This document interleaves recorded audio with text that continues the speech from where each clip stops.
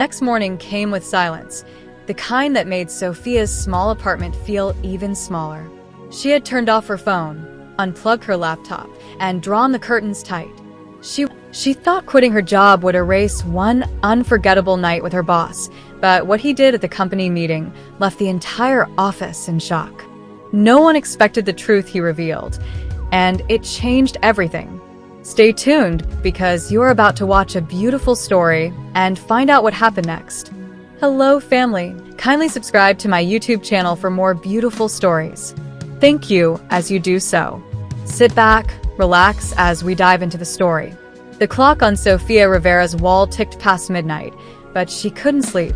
Her room was dimly lit, the faint glow from the streetlights slipping through her thin curtains. On the small table beside her bed lay a white envelope, her resignation letter. She had written it 3 times, torn it up twice, and now she stared at the third copy as if it might somehow disappear. Her thoughts refused to settle. The memory of that night kept replaying in her mind like a scene she couldn't stop watching. It had started innocently, a company celebration at the Sterling Group's grand ballroom, filled with crystal chandeliers, laughter, and expensive suits. The event had been organized to celebrate the firm's biggest success of the year, and as the CEO's executive assistant, Sophia had been in charge of making everything perfect. She had spent days planning every detail, from the floral arrangements to the guest list. When the night began, everything went flawlessly. The board members praised her professionalism, and even Mr. Damian Sterling himself, the billionaire CEO feared and respected by everyone, had smiled at her. That smile had caught her off guard. Damian rarely smiled. He was known for his calm but intimidating nature, the kind of man who could silence a room just by walking in. But that evening, under the golden lights, he looked almost human. When the party ended and guests began to leave, Sophia stayed behind to ensure everything was cleaned up. The catering team was packing the remaining food, and the janitors were sweeping the floor. She was about to leave when she noticed Damian sitting alone at the corner table, his tie loosened, staring at his untouched glass of wine. She hesitated, but then walked over. "Sir, the drivers are waiting. Everyone's gone home," she said softly. Damian looked up at her, his usual sharp eyes softened by something unfamiliar. Maybe exhaustion, maybe loneliness. "And you? Why are you still here, Miss Rivera?" Sophia smiled politely. "Just making sure everything's perfect." "Everything is perfect," he said, his voice deep and sincere. "Because you handled it." She blushed, caught off guard. "Thank you, sir. I just wanted tonight to reflect well on you." He gave a small laugh, the kind that made her heart skip. "You've done more than enough, Sophia. Sit down for a minute. You've earned it." Sophia hesitated. Sitting with her boss wasn't exactly professional, but something in his tone, calm, kind, almost pleading, made her pull out a chair. They sat in silence for a while, the distant hum of city traffic the only sound between them. Then Damian spoke again. "You know, people think my life is easy because I'm rich. But sometimes, money can't buy peace. It can't buy trust. It can't buy honesty." Sophia turned to look at him, surprised by his openness. "You have all these people around you, yet you sound lonely." He smiled faintly. "Because I am." Her heart softened. She had always seen him as untouchable, confident, powerful, unbreakable. But now she saw a man who carried more weight than anyone realized. Then, before she could think twice, she said, "Maybe you just need someone who sees you, not your success." He looked at her for a long moment, his gaze deep and unreadable. "And do you see me, Sophia?" The question froze her. She wanted to speak, but her words got lost in her throat. The tension between them grew heavy, electric. He leaned slightly closer. "You've been by my side for 2 years. You know more about me than most people. You've always been honest, even when others weren't." Sophia's heartbeat quickened. "I just try to do my job well." "You do it too well," he said softly. "Sometimes I forget where work ends and admiration begins." The silence that followed was dangerous, warm and confusing. Then, almost without realizing it, Sophia whispered, "We should probably go home." He nodded, but instead of standing up, he reached for her hand, a gentle, unsure touch that lingered longer than it should have. Their eyes met, and before either could pull away, one moment turned into another, and that line between boss and assistant disappeared. The night became a blur of emotions, of honesty, of connection, of a loneliness they both didn't know how to fill. But when morning came, reality hit Sophia like a storm. She woke up before sunrise, quietly dressed, and left his penthouse without saying a word. Her heart was heavy with guilt. She knew that night could destroy everything: her job, her reputation, even the respect she had worked so hard to earn. By the time Damian woke up, she was gone. And by noon, a resignation letter sat on her desk, addressed to him. Inside his office, Damian held that letter in silence.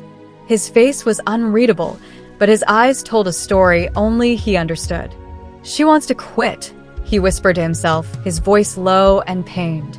After one night, he looked out through the glass walls of his office toward the empty desk that used to be hers, and for the first time in a long time, Damian Sterling, the untouchable billionaire, felt something real. Something that told him he wasn't ready to let her go.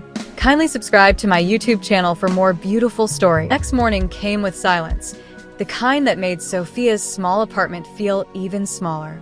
She had turned off her phone, unplugged her laptop, and drawn the curtains tight. She wanted no reminders of Damian Sterling, no trace of a night that still burned in her memory.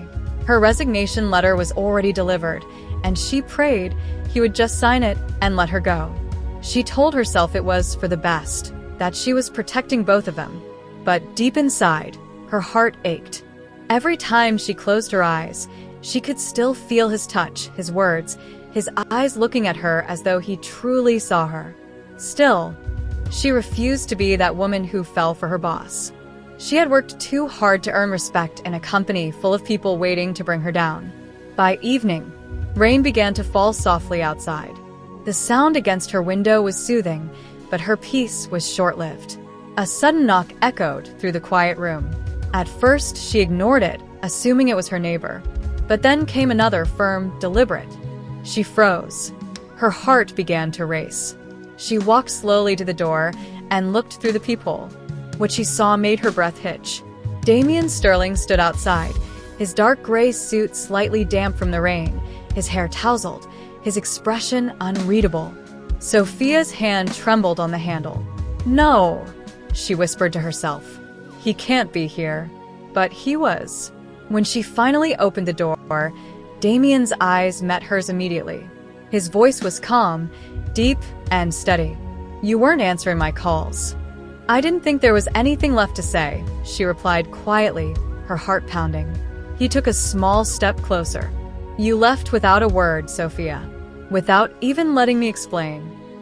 "There's nothing to explain," she said, crossing her arms defensively.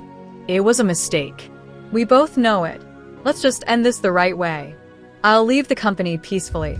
Damian sighed, running a hand through his hair. The rain had left drops on his sleeve, and his usual confidence seemed replaced by something raw, something human. "You call it a mistake," he said softly. "But for me, it was the first time in years I felt something real."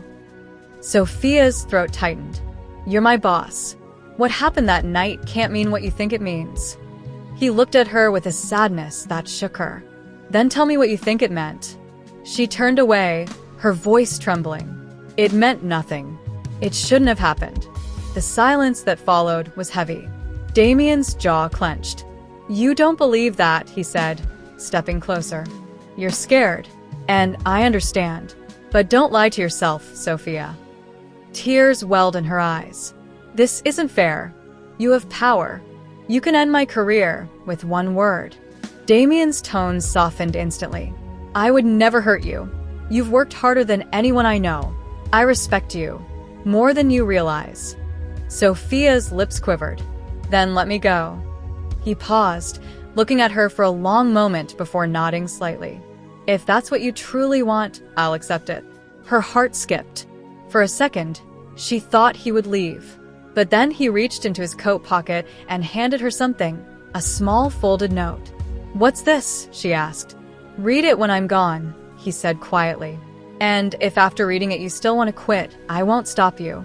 Before she could speak, he turned and walked down the hallway. The sound of his footsteps faded, leaving her standing frozen by the door. She looked at the note in her trembling hands. Slowly, she unfolded it. In Damian's bold handwriting, it read, "Sophia, I know what the world might think of us, but I've built empires, faced ruthless men, and lost friends, yet I've never been more afraid than I was when I thought of losing you. Don't decide based on fear. Decide based on truth. Damian." Tears rolled down Sophia's cheeks as she pressed the note to her chest. Every word felt sincere, but sincerity didn't erase consequences. That night, she sat by her window, staring at the city lights. She didn't know what to do. Part of her wanted to run as far as possible, but another part, the one she tried so hard to silence, wanted to believe him. The next morning, her phone buzzed nonstop. Messages from HR, from her friends at the office, from Damian. She ignored them all until one particular message caught her eye. It was from HR. "Your resignation has been declined. Mr. Sterling wants to discuss your new position directly." Sophia blinked in shock. "New position?" she whispered. She scrolled further and found another message, this one from Damian. "If you want to quit the job, fine. But you can't quit on us before I get the chance to prove this is real." Sophia sat there, stunned. She didn't know whether to cry, laugh, or scream.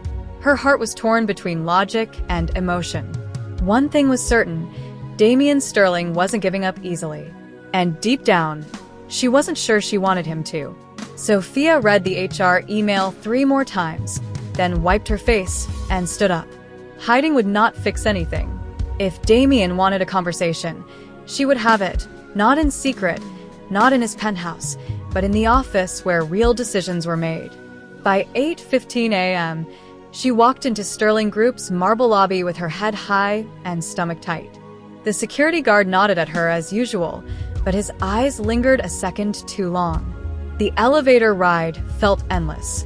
When the doors opened on the executive floor, the air itself seemed to listen.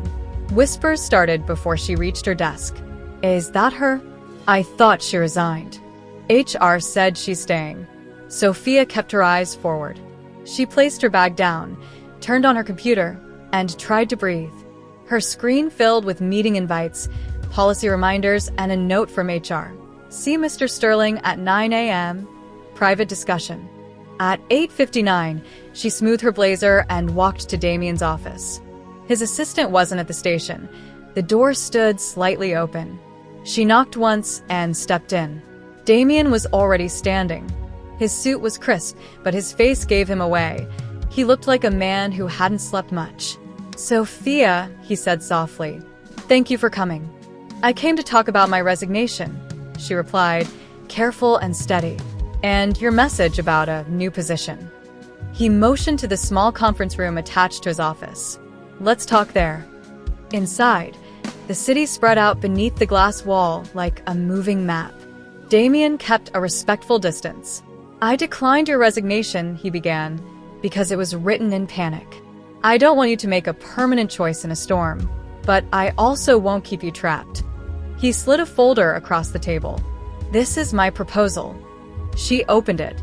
"Temporary reassignment, strategic initiatives. Reporting to the COO. New title, project lead, client experience overhaul. Salary and benefits unchanged.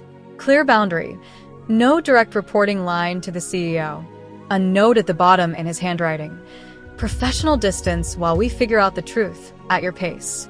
Sophia blinked. "You're moving me out from under you." "I should have done it the moment I realized my feelings," he said simply. "This protects your work, your name, and the company." A small knot in her chest loosened.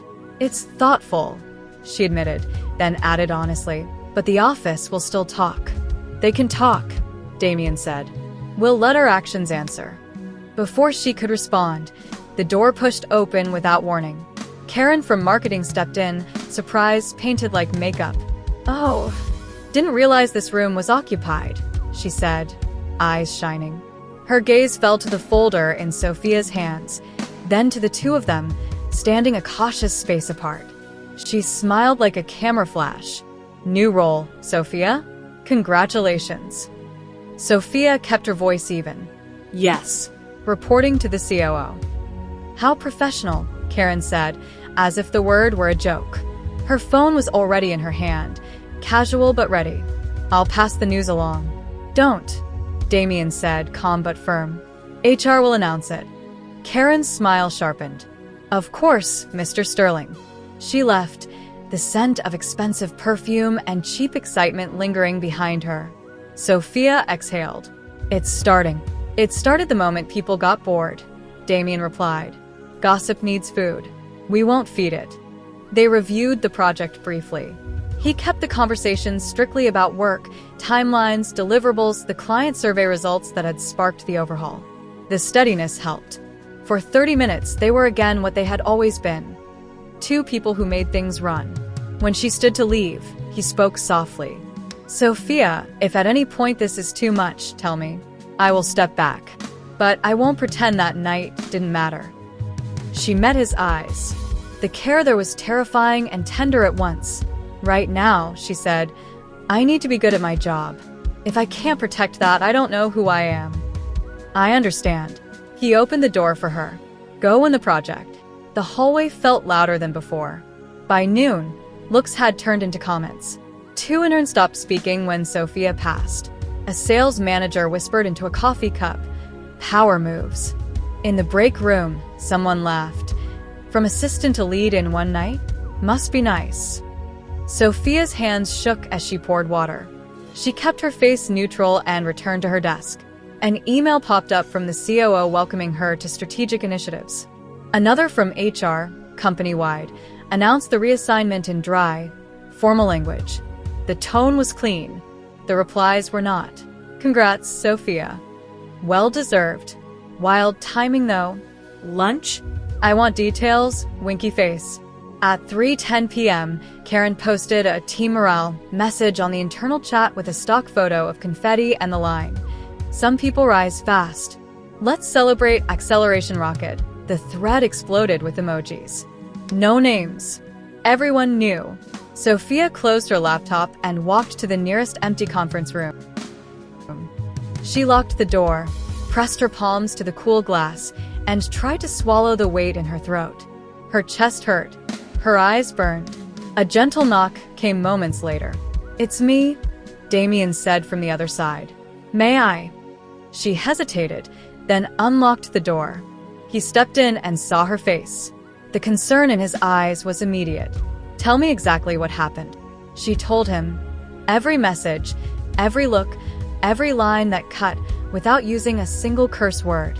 He listened without interrupting, jaw tight, hands on the back of a chair as if he needed something to hold. When she finished, he said one sentence. "This is on me." "It isn't," she replied quickly. "I'm the one they can reach. That makes me the target." He took a breath. "Then the target moves." Her eyebrows lifted. "What does that mean?" "It means I won't let you stand alone while people rewrite your story." He pulled out his phone, typed briefly, and put it face down on the table. "All staff meeting tomorrow morning. Mandatory." Sophia's pulse jumped. "Damian." "Transparency isn't the enemy," he said, voice calm but edged with resolve. "Rumors thrive in shadows. We'll turn on the lights." Her instinct was to argue, to ask him not to make it worse, not to paint a bigger target. But there was something steady in him now, like a bridge that had been tested in storms and still held. "Let me say one thing before you decide," she said. "Don't defend me because you feel guilty. Don't defend me because you're the CEO and you can. If you speak, speak because the truth deserves air." His gaze softened. "That's exactly why." Silence stretched, gentle this time. He moved toward the door, then paused. "There's another option," he added. "We can do nothing. Let people talk. Let work speak." Sophia thought about the interns, the sales manager, the chat thread, the way her own name felt strange in her mouth. "No," she said. "I'm tired of hiding from a story that isn't true." He nodded once, a decision settling between them. Then tomorrow, 9 a.m., Atrium Hall. As he left, the door opened suddenly. Karen stood there, hand raised to knock, eyes wide at finding them together again. This time, she didn't try to hide the phone. The shutter sound clicked, too quick, too loud. Damian's voice was ice. Delete it. Karen's smile flickered. It's just a hallway photo, Mr. Sterling. Public space. Delete it, he repeated, stepping forward until the joke melted off her face. After a tense beat, she tapped twice and turned the screen to show a cleared gallery. When she was gone, Sophia's hands shook again. This is getting ugly. It ends tomorrow, Damian said. I'll make sure of it. That night, Sophia went home exhausted but strangely clear. She laid the reassignment folder on her table and stared at the city beyond her window. Fear still lived in her, but a calendar alert appeared on her phone. Atrium Hall, company address. 9 a.m. mandatory. Sent by the CEO. She closed her eyes, steadied her breath, and set an alarm. Tomorrow would either break her or free her. At 8:59 a.m., the atrium hall was full. Glass walls glowed with morning light. Screens showed the Sterling Group logo. Rows of chairs faced a small stage. People whispered. Coffee cups trembled in nervous hands. Sophia stood near the side aisle, reassignment folder held tight against her chest. She wore a simple navy dress and a steady face. Inside, her heart drummed. Damian walked in exactly at 9. No entourage, no show. Just a man in a charcoal suit who looked like he had made up his mind. He stepped onto the stage, adjusted the mic, and let the room quiet itself. Good morning, he said. I called this meeting to address rumors. I will keep it clear. A hush fell. First, he continued, Sophia Rivera is a high-performing employee. Her reassignment to strategic initiatives was my decision, and it was made to remove any direct reporting line to me. That change protects her work and protects this company. HR and the COO approved it. It is not a promotion for favors. It is a boundary. He let that sink in. A few heads bowed, a few backs straightened. Second, he said, voice steady, I respect every person who works here. Respect means we don't tear each other down in chats and hallways. We don't share secret photos. We don't turn people into stories. If you have questions, ask HR, ask leadership, ask me. Do not punish a colleague because you are curious. On the side of the hall, Karen shifted in her seat. Damian's gaze moved to the back where HR stood. We are reissuing our code of conduct today. There will be trainings. There will be accountability. This is not about fear. It is about dignity. A soft murmur rose. This sounded different from damage control. It sounded like a line in the sand. He took one breath and set his hands on the lectern. Third, he said, quieter now, I owe you honesty. I care about Sophia. I will not discuss my private life beyond that sentence. But I will say this. If I cannot lead with truth, I should not lead at all. The words hung in the light like clear glass. No spin, no drama, just truth. Silence, then a single clap. Another. Then a wave of applause moved across the hall. Not loud, not wild. Respectful. Damian nodded once. Thank you. HR will follow with details. He stepped back from the mic as if the meeting were over, then paused. He turned, found Sophia in the aisle, and spoke again, not into the microphone but into the room. Sophia. Every head turned. If I have put weight on your shoulders, I'm sorry, he said. If I have asked you to stand alone, I'm done asking. You don't have to speak today. You don't have to prove anything. But if you choose to stay, I will make sure you can do your work without being a headline. The room held its breath. Sophia swallowed. For a moment, she saw everything at once. The long nights arranging flowers and vendor lists, the quiet note he left at her door, the glass walls that magnified whispers. She stepped forward, one careful step, then another, until she stood at the foot of the stage. She didn't take the mic. She didn't need it. I'm staying, she said, voice clear. Not because of rumors, not because of fear. I'm staying because my work matters here, and I won't let gossip define me when results can. The applause came faster this time. Genuine. Some people even stood. Karen rose too, but to leave. HR met her halfway up the aisle and spoke in low tones. She didn't argue.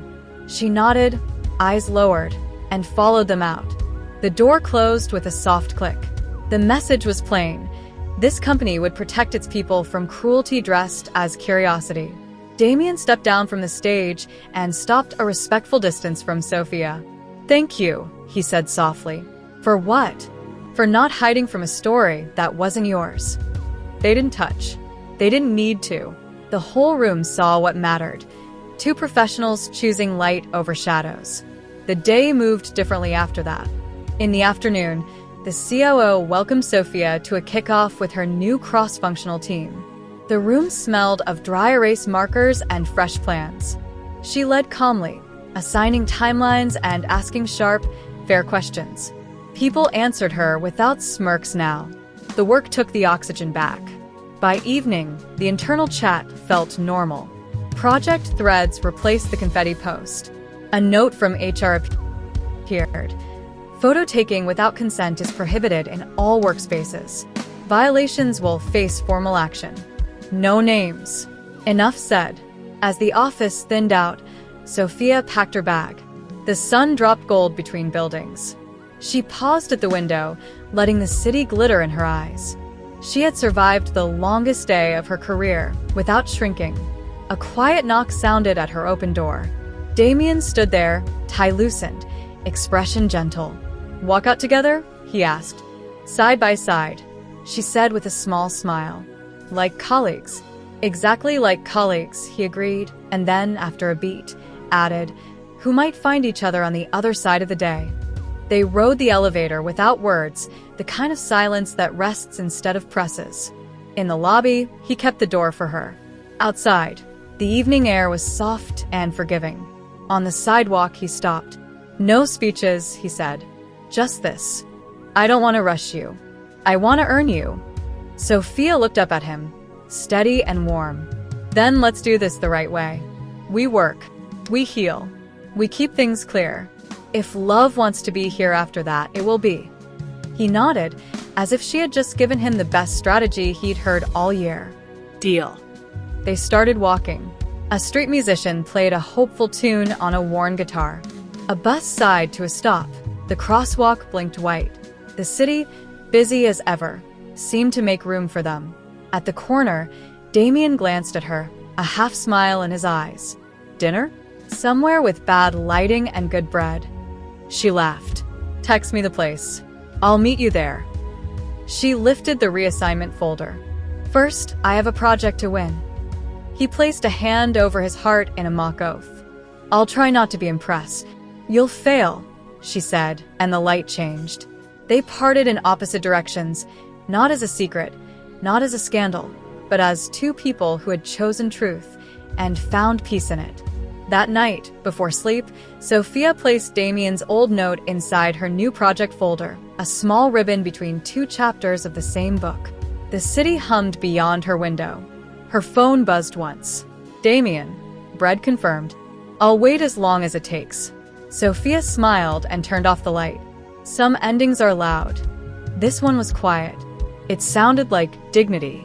It felt like home. That brings us to the end of this video. Kindly subscribe to my YouTube channel for more beautiful stories.